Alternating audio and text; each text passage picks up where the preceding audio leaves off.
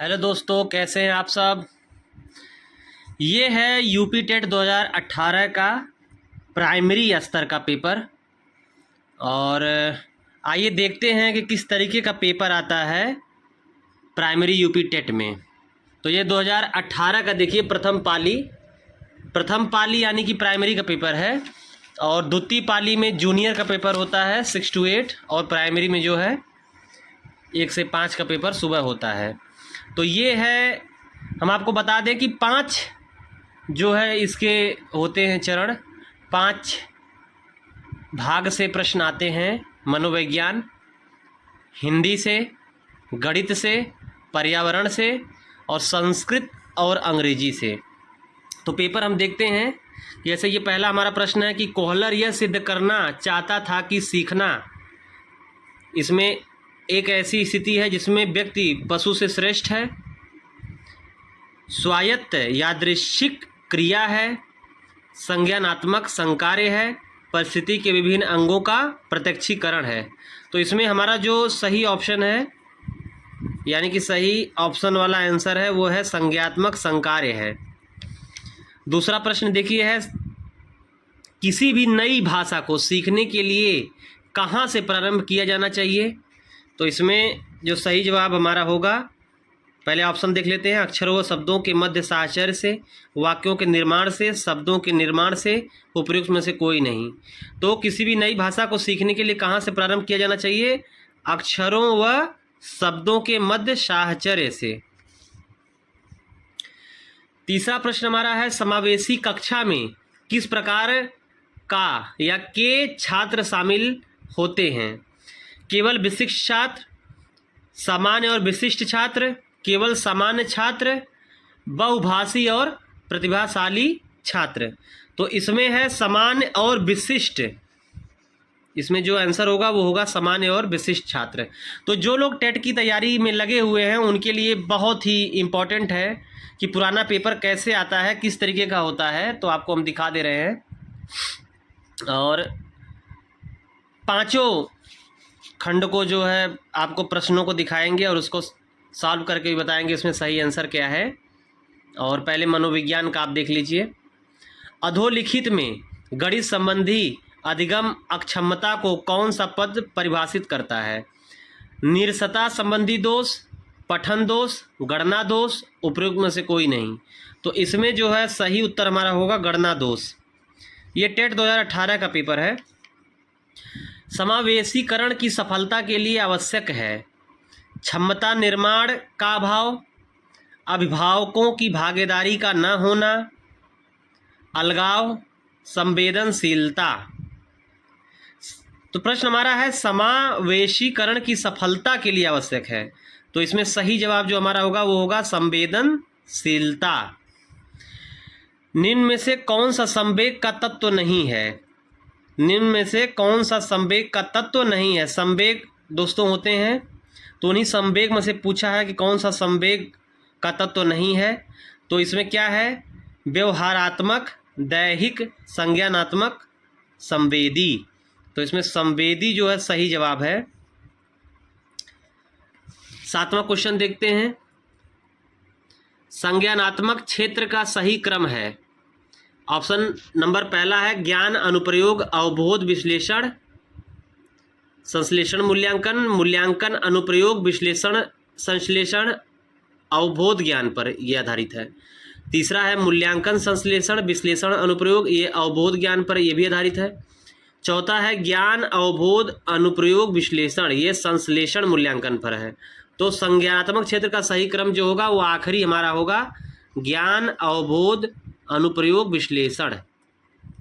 8वां प्रश्न है, निम्न में से कौन सा अच्छे शिक्षण की विशेषता नहीं है? तो स्वेच्छाचारी, जनतांत्रिक, सहानुभूतिपूर्ण, वांछनीय सूचनाएं देने वाला।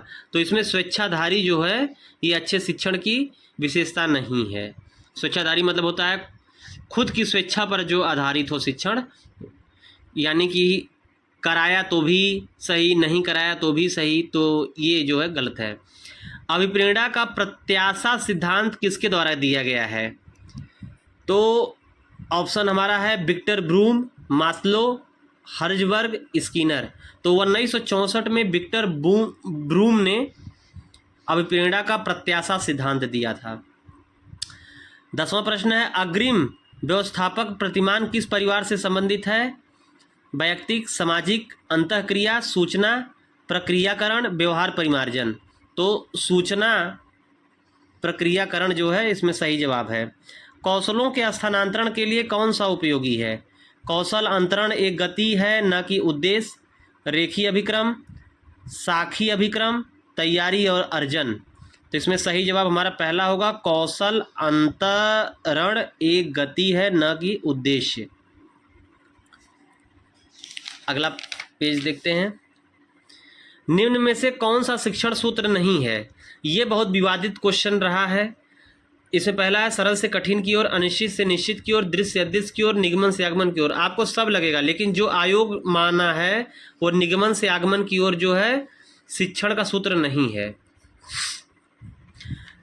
सूक्ष्म शिक्षण चक्र का प्रथम पद होता है प्रतिपुष्टि, शिक्षण, योजना बनाना, प्रस्तावना।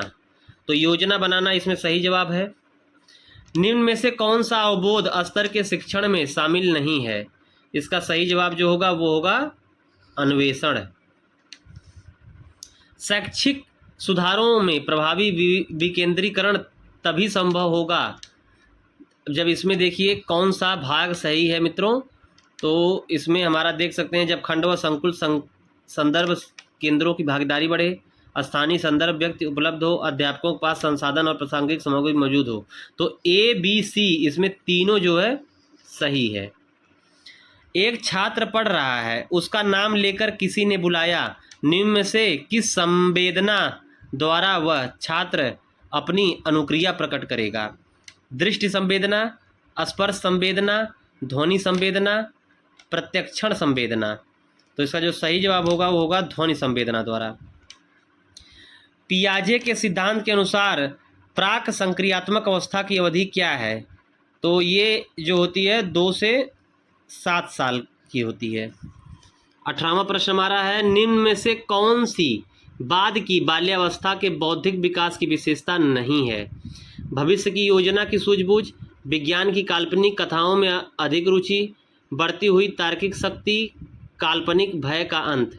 तो इसमें जो है ये पहला ऑप्शन जो है ये सही होगा, भविष्य की योजना की सूझबूझ। 19वां क्वेश्चन है इनमें से कौन मनोवैज्ञानिक भाषा विकास से संबंध है? तो भाषा विकास जो है चॉम्स्की ने दिया था। थॉर्नडाइक ने अपने सिद्धांत को किस शीर्षक से सिद्ध किया? तो इन्होंने जो है अधिगम के प्रयास एवं भूल के सिद्धांत से इसको सिद्ध किया है।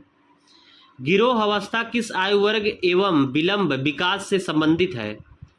16 से 19 वर्ष एवं नैतिकता, 3 से 6 वर्ष एवं भाषा, 8 से 10 वर्ष एवं समाजीकरण, 16 से 19 वर्ष एवं संज्ञानात्मक। ये क्वेश्चन भी विवादित रहा था जिसपे आयोग ने 8 से 10 वर्ष एवं समाजीकरण माना है। पियाजे के अनुसार संज्ञानात्मक विकास की तृतीय अवस्था निम्न में से कौन सी है? तो वो है मूर्त संक्रियात्मक अवस्था। 23वां प्रश्न हमारा है निम्न में से अधिगम में योगदान देने वाले मनोवैज्ञानिक कारकों में कौन सा शामिल नहीं है? तो विषय वस्तु का स्वरूप, रुचि, प्रेरणा, अधिगम की इच्छा। तो इसमें जो सही जवाब है वो है विषय वस्तु का स्वरूप। 24वां क्वेश्चन है निम्न में से सामाजिक मूल्य कौन सा है? सहायता परक व्यवहार, प्राथमिक लक्ष्य, मूल प्रवृत्ति, आक्रामकता की आवश्यकता। तो इसमें है सहायता परक व्यवहार हमारा जो है सही होगा। 25वां क्वेश्चन है पश्च अन्वेषण तथा साधन साक्ष्य विश्लेषण निम्न में से किसके उदाहरण हैं? स्वतः शोध, एल्गोरिदम, मानसिक वृत्ति, प्रकार्यात्मक स्थिरता। तो सही जवाब हमारा जो होगा वो होगा स्वतः शोध द्वारा। सीखने के वक्र अभ्यास द्वारा सीखने की मात्रा, गति और प्रगति की सीमा को ग्राफ पर प्रदर्शित करते हैं, यह किसने कहा है? स्किनर, रॉस, एबिंगहॉस, ML बिग्गी ने। तो एबिंगहॉस ने कहा है। 27वां प्रश्न है निम्न में से कौन सा थॉर्नडाइक के अधिगम के प्राथमिक नियमों में शामिल नहीं है? साहचर्यात्मक स्थानांतरण का नियम, अभ्यास का नियम, प्रभाव का नियम, तत्परता का नियम। तो ये जो पहला ऑप्शन है साहचर्यात्मक स्थानांतरण का नियम, यही सही है। अनुकूलित अनुक्रिया सिद्धांत किसके अनुकूलन पर बल देता है? तर्क, व्यवहार, चिंतन, अभिप्रेरणा। तो यह होता है व्यवहारवाद पर। क्रिया प्रसूत अनुबंधन का दूसरा नाम क्या है? समीपस्थ अनुबंधन, नैमित्तिक अनुबंधन, प्राचीन अनुबंधन, चिन्ह अनुबंधन। तो ये है नैमित्तिक अनुबंधन। मनोविज्ञान का हमारा आखिरी क्वेश्चन है, निम्न में से कौन सी अधिगम की एक विशेषता नहीं है? अधिगम का अवलोकन प्रत्यक्ष रूप से किया जा सकता है। अधिगम व्यवहार में अपेक्षाकृत अस्थायी परिवर्तन है। अधिगम प्राणी की अभिवृद्धि है। अधिगम एक लक्ष्योन्मुख प्रक्रिया है। तो पहला ऑप्शन जो है यही सही है। तो दोस्तों ये हमारे थे मनोविज्ञान के 30 क्वेश्चन। इसके बाद हम अगला भाग करवाएंगे। तब तक आप लोग ये 30 प्रश्न देख लीजिए कि टेट 2018 में कैसे प्रश्न आए थे और उनके सही जवाब क्या हैं। दोस्तों प्रैक्टिस करते रहिए। टेट 2023 की जो नोटिफिकेशन है वो बहुत जल्दी आने वाला है। आप लोग तैयारी में लगे रहिए। एक सूत्री कार्यक्रम बस रहना चाहिए, पढ़ाई और कैसे भी करके ये एग्ज़ाम निकाल कर आने वाली आगामी शिक्षक भर्ती में आपको बैठना है। धन्यवाद।